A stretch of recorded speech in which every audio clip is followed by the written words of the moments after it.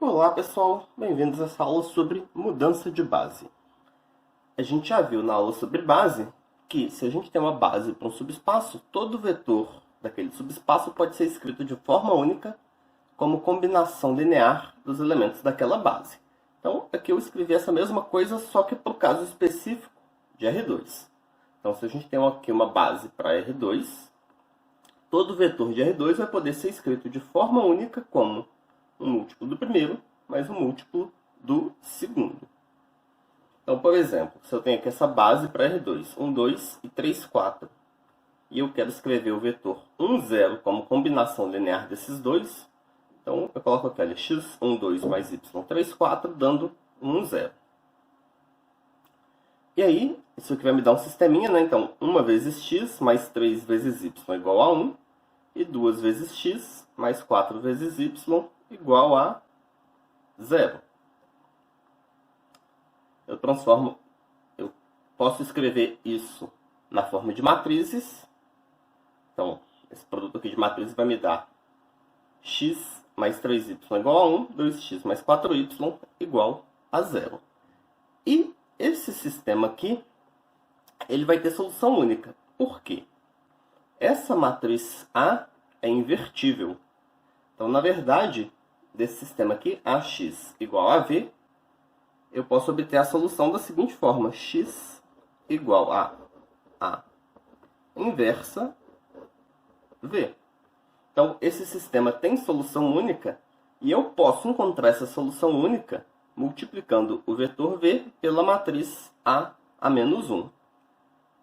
Então, continuando aqui, se eu quero descobrir os coeficientes da combinação linear das colunas de A que dão o vetor V, basta eu fazer a inversa V. E por isso, essa matriz A ela é chamada de matriz mudança de base, da base canônica para a base B. Então, vou fazer um outro exemplo aqui. Se a gente tem esses dois vetores, 1, 1, 1 menos 1. Então, isso aqui é uma base de R2 e eu tenho o vetor 2, 4. E eu quero escrever esse 2, 4 como combinação desses. Então, fazendo igual ali atrás, se a gente faz 1, 1, 1 menos 1 vezes xy, isso daqui vai dar o vetor V. Tem que dar o vetor V. E aí eu resolvo o sistema. Para resolver esse sistema, eu vou usar a inversa dessa matriz aqui. Então aqui, xy vai ser a inversa da matriz vezes o vetor 2, 4. E aí, o vetor, o x e o y aqui, vai ser 1 mais 2, 3. E aqui, 1 menos 2 dá menos 1. Ou seja, se a gente fizer 3 vezes 1, 1, menos 1 vezes o vetor 1, menos 1, a gente vai obter o vetor 2, 4. E aqui no gráfico, então se eu tenho aqui o eixo y, o eixo x, e aqui eu tenho 2, 4. Então, esse vetor aqui, que é o vetor 2, 4, a gente pode pensar que ele é 2 vezes o i mais 4 vezes o j. Mas uma outra forma da gente escrever ele, pensar que ele é 3 vezes o vetor 1, 1, menos 1 vez o vetor 1, menos 1. Então, eu vou colocar aqui, olha, o vetor 1, 1, ele está nessa direção aqui. Então, esse aqui eu vou chamar de eixo x'. O vetor 1 menos 1, ele está nessa direção aqui. E aí eu vou chamar esse eixo aqui de y'. Então, o que acontece? Aqui se a gente faz 1, 2, 3 vezes o vetor 1, 1, mais menos 1 vez o vetor 1, menos 1, então a gente vai ter que andar esse tantinho aqui. a gente chega aqui no mesmo ponto.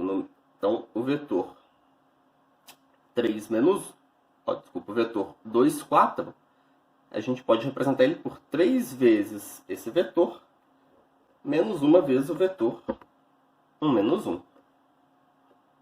Se a gente tem uma matriz 2 por 2 ortogonal, ela vai fazer uma mudança de base, da base canônica para uma base ortonormal. Então, lembrando, uma matriz é ortogonal quando a inversa é igual à transposta, ou, equivalentemente, quando as colunas dessa matriz A são vetores ortonormais. Então, no caso de matrizes 2 por 2 ortogonais, a gente vai ter duas possibilidades. Ou o determinante dela é 1, ou é menos 1. Essas matrizes de determinante 1, o que elas vão fazer aqui vai ser simplesmente rotacionar os eixos. Então, se o primeiro vetor dela está nessa direção e sentido, o segundo vetor vai obrigatoriamente estar nessa direção aqui, que é a direção perpendicular, e o sentido dele vai estar aqui, certo? Eu vou sair do primeiro vetor e chegar no segundo, girando 90 graus no sentido anti-horário. Enquanto que as matrizes que têm determinante menos 1, para eu sair da primeira direção e sentido, né? Para eu sair do primeiro vetor e chegar no segundo, eu tenho que girar no sentido anti-horário. Então, essas matrizes ortonormais, elas vão fazer esses dois tipos aqui de mudança de base.